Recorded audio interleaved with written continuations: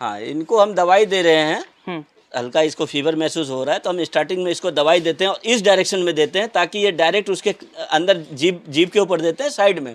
और ये इसका निडल ये कटा हुआ है ताकि हमें दवाई देने में अच्छा रहे। इसके कटने से क्या होता है, प्रेशर नहीं होता है।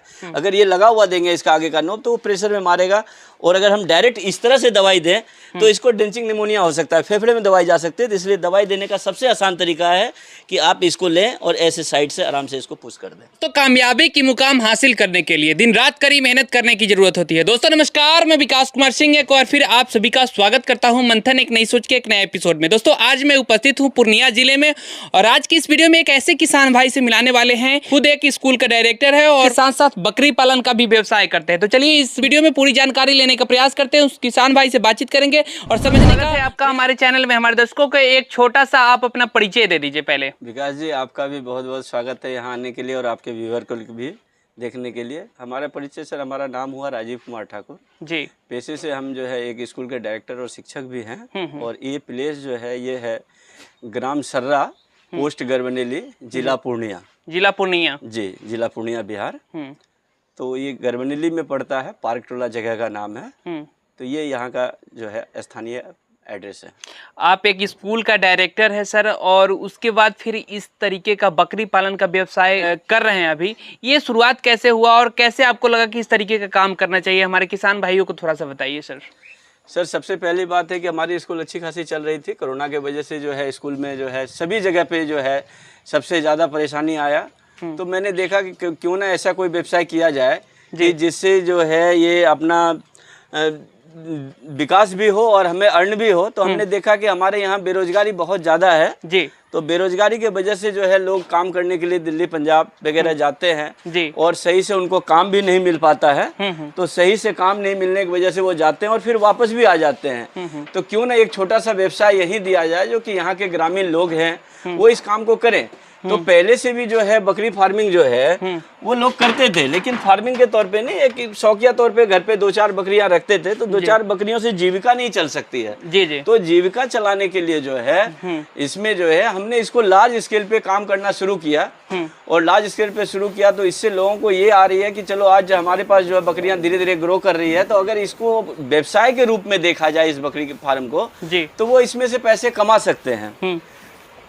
तो इसमें क्या है कि उनको जो है शुरू करने के लिए कहीं से भी वो ट्रेनिंग ले, ताकि ट्रेनिंग लेने से ये बेनिफिट होता है। लोग तो कहते हैं कि बिना ट्रेनिंग का क्या करेंगे, ऐसे भी लोग पालते हैं लेकिन वो उसका मुख्य व्यवसाय नहीं होता, वो साइड का व्यवसाय उनके लिए है कि चलिए 2-4 बकरियां हैं, ठोक ठाक के इधर उधर खुले में चला लिया। लेकिन खुले में अब धीरे धीरे जगह की अभाव हो रही है हर जगह पे।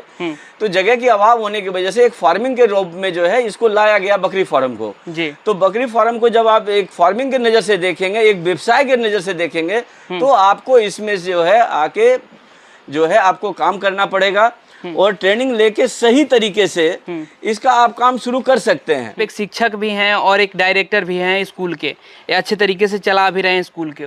तो सर ये जो है आप जो बकरी पालन का काम चुनाव किए, तो उस समय आपके आस पड़ोस के गांव के लोग जो है क्या उस किस माने नजरिए से आपको देख रहे थे उस समय? जी, उस समय हमारे लिए काफी परेशानी भरा समय रहा। जब मैंने शुरू किया तो लोगों ने कहना शुरू किया कि आपके पास तो स्कूल है तो आप ये छोटा सा काम क्यों कर रहे हैं, क्योंकि बकरी पालन को हीन दृष्टि से देखा जाता है जी। एक्चुअली भारत जो है वो किसानों का देश है। 80% लोग किसानी पे हैं, आज भी हैं और गांव के लोग में भी 80 क्या 90% लोग किसानी पे डिपेंड करते हैं। तो मैंने उनसे कहा कि देखिए वो व्यवसाय अलग है, हम ये चाह रहे हैं कि हमारे समाज के लोग जो है वो जागरूक हो सके और वो जो धंधे के लिए इधर उधर परेशान होते हैं 5,000 10,000 की नौकरी के लिए और वो उनको नहीं मिल पाता है क्योंकि कितनों को लोग रोजगार देंगे। इसलिए स्वरोजगार की नजर से मैंने इस काम को किया कि बकरी पालन करके आप जो है एक अच्छे मकाम पे पहुंच सकते हैं। हाँ, समय लगेगा, मेहनत लगेगी और समय और मेहनत के साथ अगर आप काम करेंगे तो आपको यहाँ से बेनिफिट आएगा। तो यही सोच के मैंने बकरी पालन का काम शुरू किया कि ताकि हमारे ग्रामीण का विकास हो और ग्रामीण जो नौजवान हैं या बुजुर्ग हैं, महिलाएं हैं, वो इस काम को करके आगे बढ़ सकते हैं और अपनी जीविका चला सकते हैं। तो आपने ये ठान लिया कि कोई कुछ भी कहे लेकिन हम इस काम को करेंगे और मेहनत और लगन के साथ करेंगे। बिल्कुल, लोगों का तो काम ये कहना, लेकिन जब आप सक्सेस हो जाएंगे तो वही लोग आपकी कल आ जाके हमें तारीफ करते कि नहीं राजीव आपने ये बहुत अच्छा काम किया, कि आपने एक नई दिशा दी समाज को और आपको देख के बहुत से नवयुवक जो हैं वो प्रेरित हो रहे हैं कि नहीं मैं भी इसी काम को करूंगा और वो लोग करना शुरू भी किए हैं। सर आज के समय में आपके पास कितने बकरियां हैं? उस समय जब शुरुआत आप किए थे उस समय कितने से आप शुरुआत किए थे, ये थोड़ा सा हमारे दर्शकों को बताएं। सर शुरुआत में हमने 1-2 बकरियां लाई थी ट्रेनिंग लेने के बाद जी। और फिर धीरे धीरे 2-3 करके मैंने खरीदना शुरू किया जी। और उस तरह से आज हमारे पास 20 बकरियां हैं। जब मैंने शुरुआत की थी, शुरुआत में हमें झटके लगे थे क्योंकि हमारे बहुत से पशु मर गए थे। तो मैं ट्रेनिंग लिया हुआ था, लेकिन मैं ट्रेनिंग को अमल नहीं कर पाया था क्योंकि एक्सपेरिमेंट की जरूरत है। एक्सपीरियंस हमारे पास थी नहीं, नॉलेज तो थी, एक्सपीरियंस नहीं थी। एक्सपीरियंस धीरे धीरे गेन किया, आज हमारे यहाँ मोर्टेलिटी खत्म हो गई। आज आपके यहाँ मोर्टेलिटी कम हो गई। उस समय जब शुरुआत की थी सर, तो उस समय आपको मोर्टेलिटी काफी देखने को मिला था क्या? जी सर, हमारी 50% बकरियां मर गई थी, जबकि मैं देख रेख करता था, लेकिन हमारे पास जो है अनुभव का अभाव था। हम पकड़ नहीं पाते थे कि किस वजह से बकरियां बीमार हुई है, क्या उसको ट्रीटमेंट देना चाहिए। डॉक्टर के भरोसे बैठे रहते थे, डॉक्टर समय पे नहीं आता था और जिसकी वजह से हमारी बकरियां जो है मौत होती थी, मोर्टेलिटी हो जाती थी। अच्छा सर, उस समय जो आपका मोर्टेलिटी हुआ, आज तो समझ में आ रहा होगा कि आखिर वो कौन सा कारण था जिसके कारण से हमारा मोर्टेलिटी हो गया। जो हमारे नए किसान भाई हैं खासतौर पे उनको ये बताइए कि उनको आप जो गलती किए वो फिर आगे चल कर के इस गलती को ना दोहराएं, ठीक है? तो इसको थोड़ा समझाइए। जी, हमें आज समझ में आ गया कि हमारी मौत क्यों हो रही थी, क्योंकि देखिए सबसे बड़ी चीज है रख रखाव, खान पान, ये 2 चीजें ढंग से रखनी है। और जो है बकरियों की पहचान, जब आप मार्केट से बकरी लेके आते हैं या कहीं से लेके आते हैं तो उसकी पहचान के अभाव में हम नहीं पहचान पाए कि वो क्या है नहीं है, तो जिसकी वजह से वो जो है बीमारियों का धीरे धीरे करके शिकार। और दूसरी बात, वो खुले की बकरी थी और ये आई फार्मिंग के अंदर में, एक बंद जगह मिला, एक बंद जगह की वजह से जो है उन्हें घुटन और स्ट्रेस का सामना करना पड़ा, जिसे हम दूर नहीं कर पाए थे। और उस स्ट्रेस के वजह से, घुटन की वजह से, रखरखाव के वजह से और उसके आवाज के परिवर्तन की वजह से जो है उसकी मौत हुई थी। आपने एक सवाल यहाँ पर आपने पैदा कर दिया कि बकरियों का चुनाव, खासतौर पे कि जब आप खरीदारी करने जाएं तो चुनाव करना, ढंग से चुनाव करें। आप ये सवाल इसमें पैदा कर दिए, तो हमारे किसान भाइयों को ये समझाइए जरा सा कि वो जो नए हैं वो खासतौर पे किस तरीके से चुनाव करेंगे। जो नए किसान भाई हैं उनको इस चीज़ का जानकारी बिल्कुल नहीं रहता है। अगर वो ट्रेनिंग भी लेते हैं तो उसके बाद फिर उनका जो जमा पूंजी होता है, एक बार जा करके खरीदारी कर लेते हैं, कहीं इन्वेस्टमेंट कर देते हैं, ठीक है। लेकिन जब वो फिर उनके फॉर्म पे आता है, कई तरीके का परेशानियों का सामना करना पड़ता है और उसके कारण से वो हताश हो जाते हैं और टूट जाते हैं, जिसके कारण से फिर वो दोबारा उठ नहीं पाते हैं। तो ये थोड़ा समझाइए हमारे दर्शकों। जी, मार्केट में जो बकरियां आती है ज्यादातर जो है नॉन वैक्सीनेटेड होती है बकरियां, वैक्सीन नहीं होती है। और मार्केट की भीड़ में जो है स्वस्थ बकरी भी जो है अस्वस्थ बकरी के संपर्क में आने की वजह से वो बीमार होती है, जो उन्हें वहां पता नहीं चलता। जब उसके घर पे आते हैं, फार्म पे आते हैं वो बकरियां, तो वो धीरे धीरे जो है बीमार से ग्रसित हो जाते हैं और इसकी वजह से उसकी मौत होती है। तो वैक्सीनेटेड बकरी जो है आपके पास नहीं है, लेकिन जब भी आप बकरी मार्केट से खरीद के लाएं तो लाने के बाद 2-3 दिन तक उसको सही से उसका प्रशिक्षण करें, देखें उसको, देखने के बाद उसको डिवॉर्मिंग करें और डिवॉर्मिंग करने के बाद जो उनका लिवर टॉनिक वगैरह है दें और उसके बाद उसका वैक्सीनेशन का जो शेड्यूल है, ETTT, FMD और PPR और गॉट फॉक्स, तो सबसे पहले आप जो है उनको PPR का वैक्सीन लगाएं, क्योंकि PPR से सबसे ज्यादा मौत होती है बकरियों की। तो PPR का वैक्सीन लगाने के 21 दिन के बाद फिर आप दूसरी ETTT कहते हैं जो इंट्रोटैक्सीमिया की है, जो बकरियों के आंत में ही उसकी वायरस रहती है और ज्यादा खाने की वजह से जो हिस्पुष्ट बकरियां हैं या बच्चे हैं उन्हीं को ETTT होती है, कमजोर बकरियों को ETTT नहीं होती है।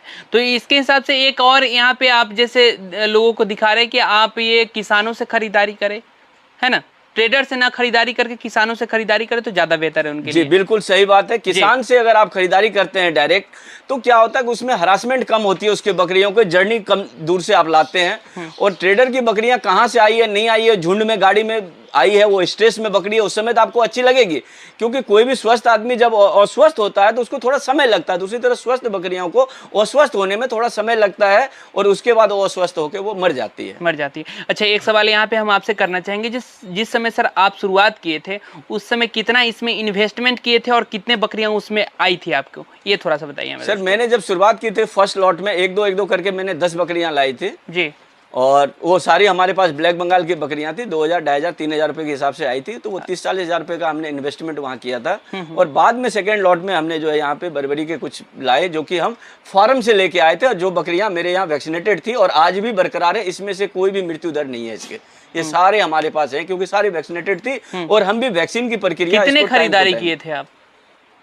शुरुआत में मैंने 20 बकरियां खरीदी थी, जिसमें से 10 हमारी ब्लैक बंगाल मर गई, जो मार्केट से मैंने लेके आया था, क्योंकि वो वैक्सीनेटेड थी नहीं। वो कोई 1 महीने रह के, कोई 10 दिन रह के, कोई 15 दिन रह के, कोई 2 दिन 4 दिन के बाद में उसकी जो है मौत हो गई। उसमें से 10 बकरियां हमारी बची, जिसकी इम्यूनिटी अच्छी थी, वो बच गई। और इसके बाद हमने अभी 10 बकरियां और लेके आए, तो अब हमारे पास जो है 20 बकरियां हैं और इनके 20 बच्चे हैं।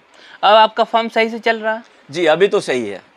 लगभग आपके पास 40 की संख्या में अभी इस वक्त हैं जी, बच्चे बकरियां मिलाकर। जी जी जी। इसमें 20 मदर गोट हैं जी जी, और बाकी बच्चे हैं। बाकी बच्चे ठीक है हैं सर, और एक अब बढ़िया बेटा है। चल रहा है आपका फार्म। तो ये थोड़ा समझाइए हमारे दर्शकों को, अभी जो आपका है क्या खान पान का मैनेजमेंट है, क्या क्या खिला पिला रहे हैं अभी बकरियों को, ये थोड़ा समझाइए हमारे किसान भाइयों को। खान पान का शेड्यूल ये है कि सर सुबह जो है हम इनको पहले तो सूखी भूसी देते थे, लेकिन अभी हमने देखा कि इसको बैलेंस डाइट बनाने के लिए सूखी भूसी जो गेहूं की है हमारी, ऑलरेडी आपको यहाँ दिख रहा होगा, ये गेहूं की सूखी भूसी है। और इसके अंदर हम थोड़ा हरा चारा मिलाते हैं कटिंग करके, और इसमें हल्का सा गुड़ का पानी डाल के इनको दे देते हैं, जो बकरियां बड़े चाव से खा रही है। और आप देखिए फीडर पूरा खाली पड़ा हुआ है। तो ये सुबह का शेड्यूल है, इन्हीं को बना के हम दोपहर तक देते हैं, शाम में भी इसी को दे देते हैं। एक बार हम बनाए इसके खाने को और दे दिया, और शाम में इनको जो है बैलेंस डाइट के रूप में दाना मिश्रण देते हैं, जिस दाना मिश्रण के अंदर में हम मिनरल्स का यूज करते हैं, जो मल्टीविटामिन मिनरल्स होते हैं। तो हमारे पास तो मिल्कोफिट प्लेटिनम है, मार्केट में बहुत सारे हैं जो आपके यहाँ अवेलेबल हो और अच्छा हो और अच्छी कंपनी का हो, और जिसका कि परफॉर्मेंस अच्छा हो। आसपास में आप पता करें, दुकानदारों से भी पता करें और किसान से भी पता करें कि मिनरल मिक्सचर कौन सा अच्छा आपके एरिया में। तो मिनरल मिक्सचर जरूर दें उनके भोजन में, क्योंकि उनके भोजन में मिनरल मिक्सचर जरूरी है, क्योंकि शरीर में जो है इनके मिनरल की कमी होने की वजह से इसका ग्रोथ नहीं होता है, टाइम पे बकरी जो है गर्भित नहीं होती है, और बच्चे जो देते हैं वो कुपोषित होते हैं। जिसलिए मिनरल की जरूरत है, क्योंकि आप बांध के खिलाते हैं। खुले में अगर आपकी बकरी चरती है तो अलग अलग तरह के उनको जो है हरे चारे खाने को मिलते हैं, जिसमें से उसके शरीर में मिनरल और विटामिन की कुछ हद तक पूर्ति होती है। लेकिन आज के डेट में जब आप बांध के खिलाते हैं तो आप अपने मतलब का चारा उनको देते हैं, तो उसमें उस तरह के विटामिन और मिनरल्स जो है कुछ की मात्रा ज़्यादा हो जाती है, कुछ नगण्य हो जाती है। इसलिए उसको पूरा करने के लिए मल्टीविटामिन के रूप में आप उसके खाने में मिनरल्स का प्रयोग करें, और डाइजेस्टिव सिस्टम के लिए जो है डाइजेस्टिव पाउडर का बीच बीच में इस्तेमाल करें। जी अच्छा सर, एक सवाल और हमारा यहाँ पे उठ रहा है कि जैसे अभी आप बताएं कि हरा चारा भी एक बहुत अहम रोल लेता है, इसमें अहम योगदान है हरा चारा का बकरी पालन में। तो हरा चारा जो है सो आप कितना लगाए हुए हैं और कितनी मात्रा में अपनी बकरियों को दे रहे हैं, ये थोड़ा समझाइए। सर हमारे पास तो हरा चारा लगभग 1 एकड़ में है, सुपर नेपियर है और सीजनली घास है। लेकिन बकरी के रूमेंट को सही रखने के लिए जो है सूखा चारा मस्ट है। अगर आप सूखा चारा नहीं देते तो उसकी रूमेंट जो है सही नहीं होगी। इसलिए आपको खाने में जो है एक बैलेंस बनाना है कि आपको सूखा चारा ज़्यादातर कोशिश करें कि 60% सूखा चारा दें और 40% जो है हरा चारा दें। अगर आपके पास सूखे चारे की उपलब्धता कम है तो आप कम से कम 35% तो मिनिमम उनको दें उनके ग्रोथ के लिए, क्योंकि रूमेंट अगर काम नहीं करेगा सही से तो हरा चारा सिर्फ खिलाने से आपके शरीर दिखने में तो रहेगा लेकिन उसका वेट गेन नहीं होगा। एक सवाल और हम आपसे करेंगे, जैसे बहुत सारे ऐसे किसान भाई है कहते कि बकरी पालन में इतनी कमाई है, इतनी कमाई है, इतनी कमाई है ना? बहुत सारे आप भी सुनते हैं, जी जी। बहुत सारे वीडियोज भी आपने देखा होगा। तो ये बताइए एग्जैक्ट कि इसमें पेशेंस रखने का तो ज़रूरत है और ये सवाल करना नहीं चाहिए, क्योंकि अभी आपका कुछ स्टार्टअप कुछ बहुत बड़े स्तर पे नहीं पहुंचा है। तो हम ये जानना चाहेंगे कि अभी अगर आप इन सारे को सेल करते हैं तो आपको कितनी मुनाफा हो सकती है, जो लागत काट करके आपने अगर बताना चाहे तो बता सकते हैं सर। सर मुनाफा में अभी हमारे बच्चे ही हैं, जो 20 बच्चे हैं उनको अगर हम सेल करते हैं तो लाख रुपए से ऊपर आएगा। लाख रुपए से ऊपर आ जाएगा जी। तो एक अच्छी खासी माने इसमें आ सकता है आपको। जी, जी, जी। अगर इसको धीरे धीरे और बढ़ाएं तो एक अच्छा खासा इनकम हो सकता है। अच्छा सर, अब थोड़ा हमारे दर्शकों को अपना बारा दिखाइए, अपना जो अलग अलग आपका जो फॉर्म है उसमें किस तरीके से व्यवस्थित ढंग से आप रख रहे हैं ये थोड़ा समझाइए सर। जी सर। बरसात के मौसम है चूंकि अभी, तो ये थोड़ा सा डीपली बरसात में किस तरीके से रख रखाव करें, कैसे मेंटेनेंस करें, ये थोड़ा समझाइए हमारे दर्शकों को। जी, ये हमारा सुबह के टाइम का है जहां हम इसको फीड देते हैं निकाल के, और रात में हम इनमें जो है ना इसके संख्या बल के हिसाब से मैं इसको अंदर इधर बाड़े में रखते हैं जी। जो अभी साफ सफाई नहीं हो पाई है क्योंकि बारिश का मौसम है और सुबह का टाइम है, तो ये इनके जो है पटरे लगा रखे हैं ताकि हमारी बकरियां नीचे ना बैठे। तो बकरियों का सबसे बड़ी दुश्मन जो है वो नमी है। नमी से आप अगर बकरी को बचा के रखें तो आपकी बकरी स्वस्थ रहेगी। तो हम अलग अलग सीगमेंट में, जैसे इसमें हम गाभिन बकरियों को रखे, इसके बगल वाले में जो है हम छोटी पठिया को रखे 3 महीने से बड़े के, उसके बगल में जो है हमारा जो बच्चा देने वाली बकरी है उसको रखे, उसके बगल में छोटे मेमने को रखे, उसके बगल में जो मेल है हमारे उसको, उस हिसाब से हम उसको सेक्शन वाइज अलग अलग कर रखे हैं जी। अब सर हम ये जानना चाहेंगे कि जैसे अभी आप देख रहे हैं कि आप बड़बड़ी का एक अलग रखे हुए हैं और जो ब्लैक बंगाल है वो अलग रखे हुए हैं, तो ऐसा क्यों आप किए? इसलिए कि सर ये बड़ी बकरियां हैं, ब्लैक बंगाल की हमारे पास छोटी बकरियां, वो इसको खाने देते नहीं है क्योंकि ये बलिष्ठ हैं, ताकतवर हैं, तो वो उनको मार के यहाँ से भगा देते हैं। तो इस वजह से उनकी सुरक्षा के नज़र से जो है मैंने उनको जो है अलग कर रखा ताकि वो अच्छी तरह से फीड कर सके, क्योंकि छोटी बकरियां को बड़ी बकरियां खाने नहीं देती है। तो ये आपका पूरा इधर ब्लैक बंगाल है जी सर। अच्छा, ब्लैक बंगाल का सर आपका ग्रोथ काफी कम दिख रहा है, ऐसा क्यों? क्योंकि सर मैंने जब इसको खरीदारी किया था तो हमें उस तरह की नॉलेज नहीं थी, नॉलेज के अभाव में जो है हम अच्छे तरह के नस्ल को नहीं ले पाए, और पैसे के अभाव में भी लोग शुरुआत में ये सोचते हैं कि चलो छोटी सी बकरी ले आएंगे हम, धीरे धीरे उसका ग्रोथ कर लेंगे, जो ये मेरी सबसे बड़ी भूल थी। कभी भी आप बकरी लें, मेन पूंजी आपकी बकरी है, तो स्वस्थ बकरी और अच्छी बकरी का चुनाव करें। 10 की जगह 5 लेके आए, 5 की जगह 3 लेके आए, लेकिन एक बेहतर लेके आए जिससे कि आपको प्रोडक्शन अच्छी मिले। तो हमारे पास तो आ चुकी है, तो मैं इसको हटा नहीं रहा हूँ, क्योंकि इसी से लोग सीखेंगे भी, हम भी सीख रहे हैं कि हमने जो गलतियां की वो आने वाला व्यूअर जो है हमारा, या देखने वाले जो भी किसान हैं या करने वाले किसान हैं, वो इस तरह की गलती ना करें। नए फार्मर है उनको किस तरीके से अपने फार्म में किस तरीके से इन्वेस्टमेंट करना चाहिए, कितना इन्वेस्टमेंट करना चाहिए और कितने जगह में उनको फार्म बनाने की जरूरत है? क्योंकि आपका फार्म काफी कम जगह में बना हुआ है, तो आने वाले समय में आपका क्या योजना है ये भी बता दीजिए, और हमारे जो नए किसान भाई हैं किस तरीके से करिए, थोड़ा समझाइए आप। जी सर, मैं नेक्स्ट टाइम मार्च, क्योंकि आपकी एक जानकारी है, आपके पास पर्याप्त मात्रा में हमको देखने में लग रहा है ऐसा, आपके पास काफी जानकारी है, तो बताइए थोड़ा। सर न्यू फार्मर के लिए ये है कि बकरी का जब आप सबसे पहले ये देखें कि आपके पास बजट कितनी है, और दूसरी बात कम बकरियों से शुरू करें, 2, 4, 5, 10 से ज़्यादा बकरियां स्टार्टिंग में ना करें, चाहे आप किसी भी नस्ल पे काम करें, और खास करके उस नस्ल पे काम करें जिसका डिमांड आपके एरिया में हो, नहीं तो आपको फिर सेल में दिक्कत होगी। तो इसलिए उस बकरी का चुनाव करें जो आपके एरिया में जिसकी डिमांड हो, लोकल ब्रीड हो आपके यहाँ, और जब आपके पास एक्सपीरियंस हो जाए तो फिर आप आगे से एक्सपेरिमेंट कर सकते हैं। रहा बाड़ा, तो उसके रात के रहने का एक अलग होना चाहिए, दिन में खाने का अलग होना चाहिए, और घूमने फिरने के लिए उसको पर्याप्त स्पेस। एक एग्जांपल देता हूं कि अगर आपके पास 50 स्क्वायर फीट के अंदर की जगह अगर है बकरी की रात में रहने की, तो 100 स्क्वायर फीट उसके बाहर होनी चाहिए, और 200 स्क्वायर फीट उसके आगे की होनी चाहिए। 100 स्क्वायर जहाँ वो खाना खा रही है, और 200 स्क्वायर जहाँ वो रेस्ट ले रही है दिन में। तो इस तरह से उनका होना चाहिए।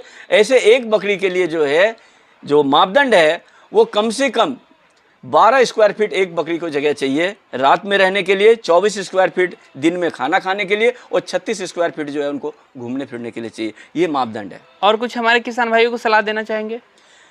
हाँ सर, यही है कि वो सोच समझ के इस कदम में आए, क्योंकि मेहनत बहुत है, मेहनत उनको करनी पड़ेगी, पेशेंस भी उनको रखना पड़ेगा, और बकरी की चुनाव अच्छा करें, उसका खान पान अच्छा करें, बैलेंस डाइट दें, टाइम से देख रेख करें, और इनमें उनको समय देना पड़ेगा। अगर उनके पास समय नहीं है, स्टाफ के भरोसे अगर काम करना चाहते हैं तो ना करें। बहुत बहुत शुक्रिया सर, बहुत अच्छा लगा आपसे बातचीत करके, हमारे किसान भाइयों को इतने अच्छे तरीके से जानकारी दी, इसके लिए तहे दिल से धन्यवाद। धन्यवाद सर आपका भी। तो दोस्तों ये वीडियो, ये इन्फॉर्मेशन आपको कैसी लगी हमारे कमेंट बॉक्स में जरूर बताएं। अगर आपका कोई सवाल रह गया होगा तो आप हमारे कमेंट बॉक्स में बेहिचक लिख सकते हैं। किसी और वीडियो में एक नई जानकारी के साथ, किसी नए किसान के साथ मिलेंगे, तब तक के लिए नमस्कार, जय हिंद, जय भारत।